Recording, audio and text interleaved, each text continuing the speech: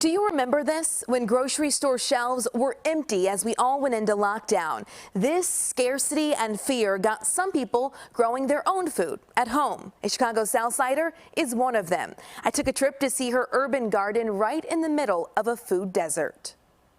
Right now you're into the life of the garden goddess and my baby, as you can see. Nyajai Ellison has no shortage of enthusiasm. So this is my garden.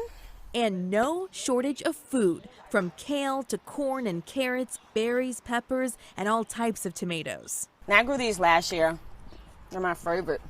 They're so sweet. Planting and harvesting, all behind her 3-flat in Chicago's South Shore neighborhood. Food scarcity is one of those things that's prevalent, especially on the south side of Chicago. I just know what that feels like, to not know where your next meal is coming from. When you kind of grow up where you experience the lack of, it gives you this drive and this motivation to make sure that that's no longer the case. So she started this garden in the middle of the pandemic. It became her therapy, her place of peace, and something to share with her family and neighbors. We know how prevalent diabetes, high blood pressure, all of these illnesses and diseases that's highly prevalent in the Black community. And a lot of it stems from food and our diets. So she gives away fruits and veggies. She shares gardening tips online and even healthy meal ideas. I'll just saute some kale, saute some tomatoes, and just like have an egg on the side. And you really get to enjoy the fruit of your labor. Literally, the fruit of your labor. Of course, growing your own food isn't always peachy.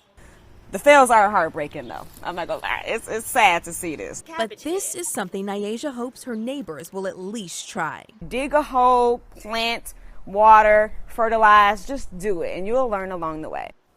Well, also on the south side is the Urban Growers Collective. It's a nonprofit. It runs 8 urban farms on 11 acres of land in the city, mostly south. There's also a growing list of community gardens in the city where you can plant and harvest. We put a link and map to a list of those locations on our website, cbschicago.com.